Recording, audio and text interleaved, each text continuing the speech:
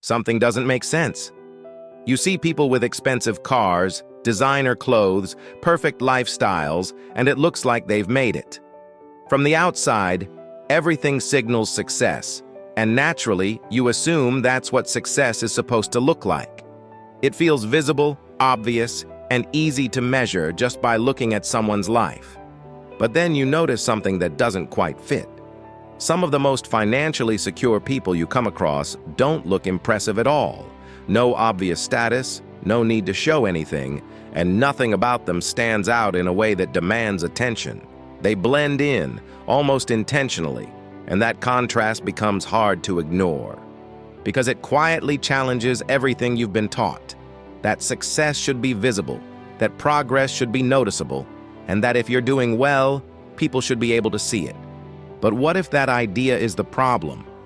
What if trying to look successful is the exact thing slowing you down without you realizing it? Because once you start paying attention, you begin to see it everywhere. People aren't just spending money because they need something, they're spending because it signals something. A better phone, a better car, or a slightly upgraded version of life that can be seen and recognized. And none of it feels extreme, which is exactly what makes it dangerous. You're not making one big mistake, you're making dozens of small ones, each one justified on its own and easy to defend in the moment.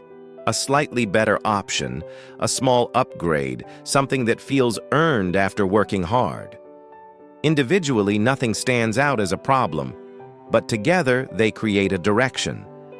And that direction slowly pulls you toward something you didn't consciously choose, toward appearance, not ownership, even though it feels like progress at the time.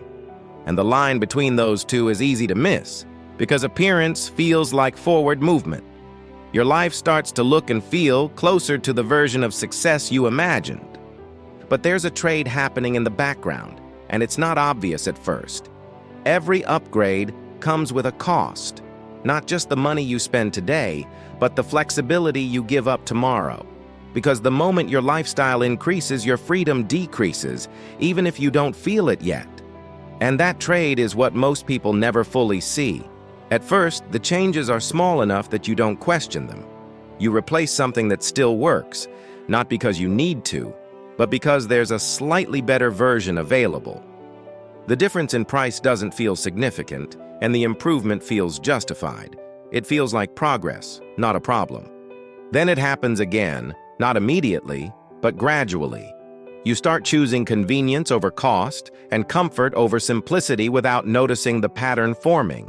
A slightly better option becomes your default choice, not because you decided it should be, but because it feels natural.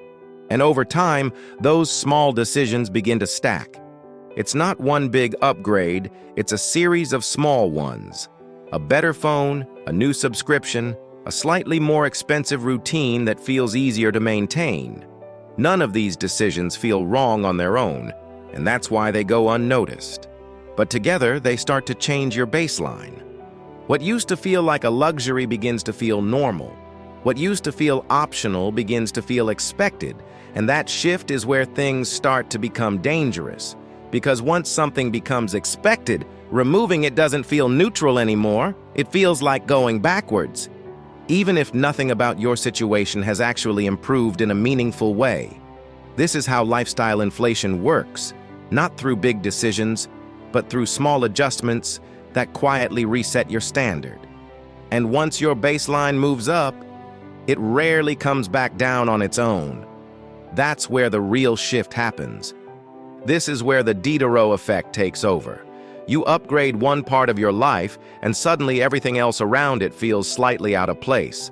A better home makes your old furniture feel outdated, and a better phone makes everything else feel slower. So you adjust again to restore that sense of alignment. And those adjustments continue over time. Not dramatically, but consistently enough to reshape your life. Until everything reflects a standard that didn't exist a few years ago.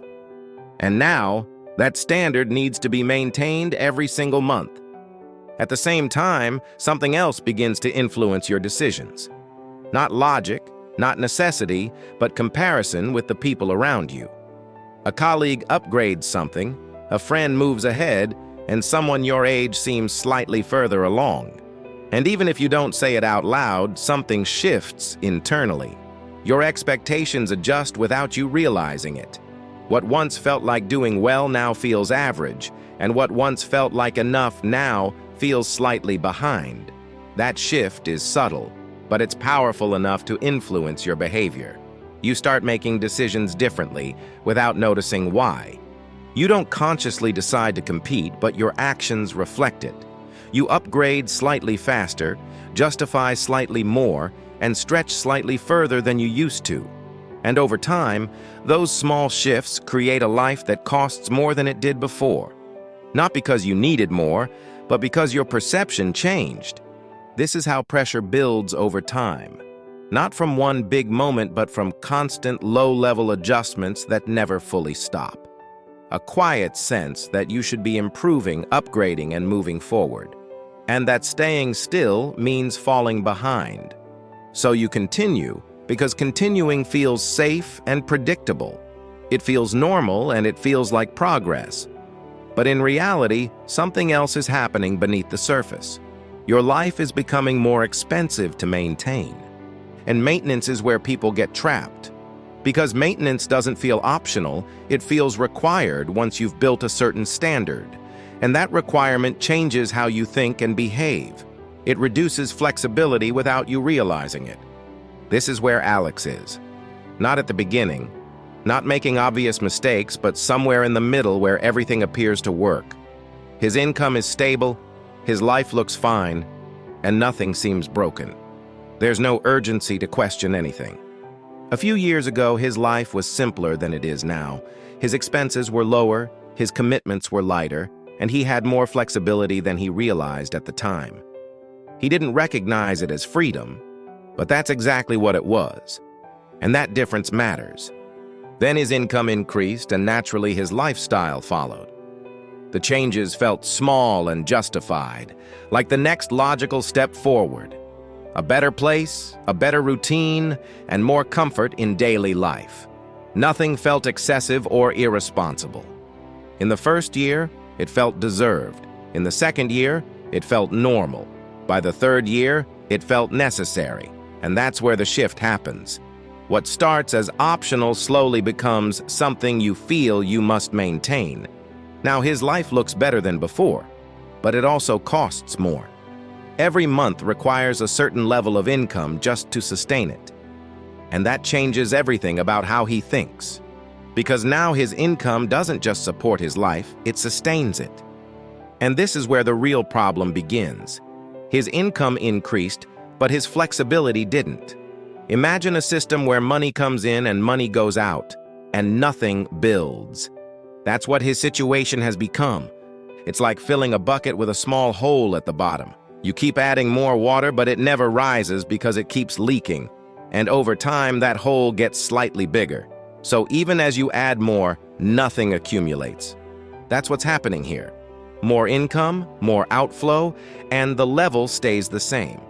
And that difference is what we call the gap. The gap between what you earn and what you keep.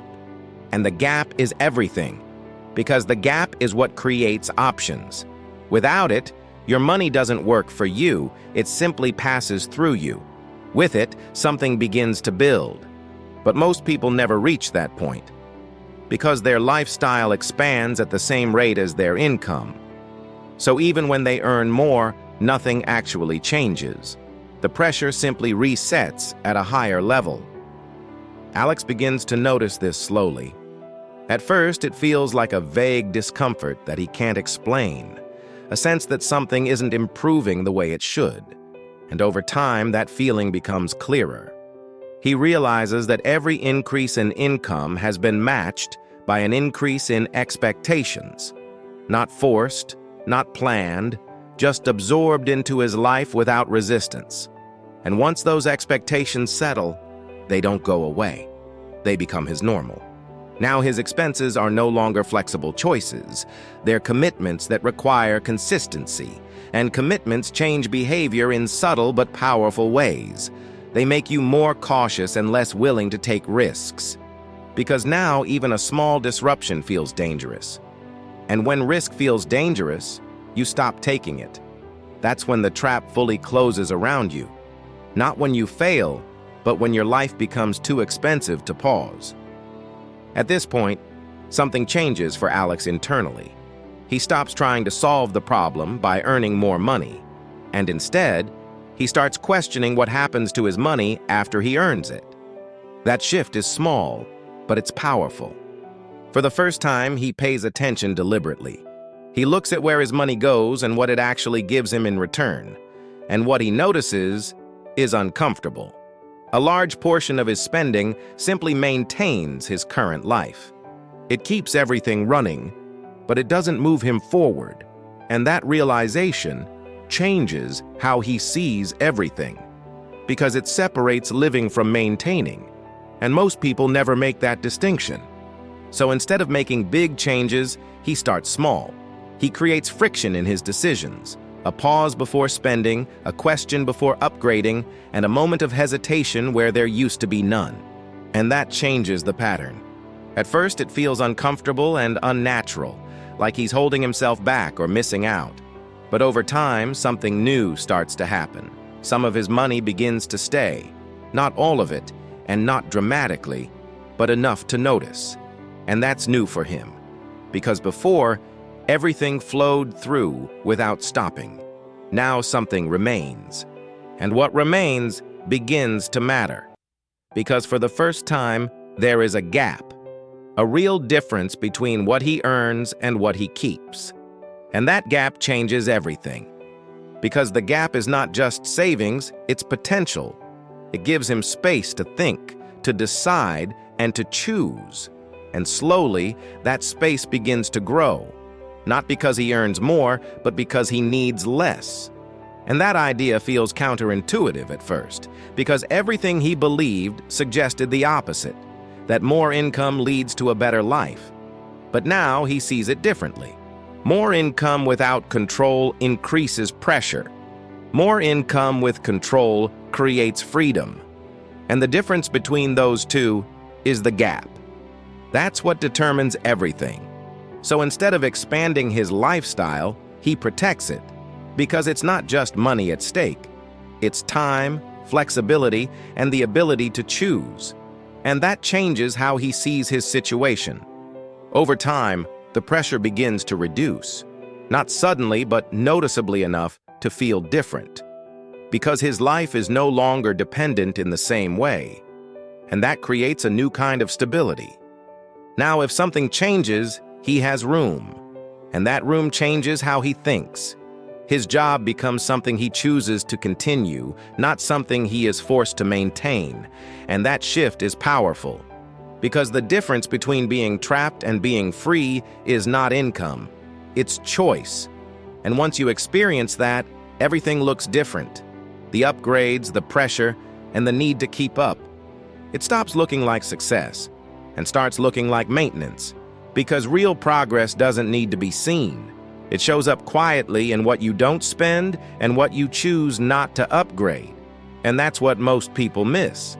Because it doesn't look impressive. But it builds something far more valuable. Independence, flexibility, and the ability to choose your direction. And that's what most people are actually chasing. Not the lifestyle, but the freedom behind it. The problem is, they try to show it first and build it later. But it doesn't work that way.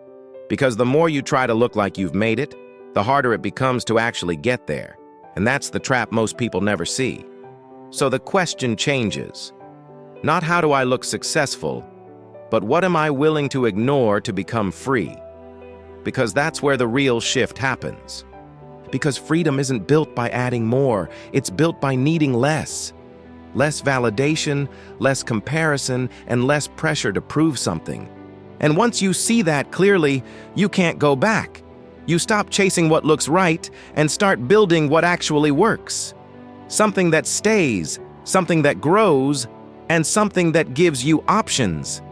And that's the difference between looking rich and becoming free. So the real question is simple. When no one is watching, what are you building? If you found this helpful, give it a like, subscribe, and share it with someone who needs to see this. It really helps us create more videos like this. Thank you.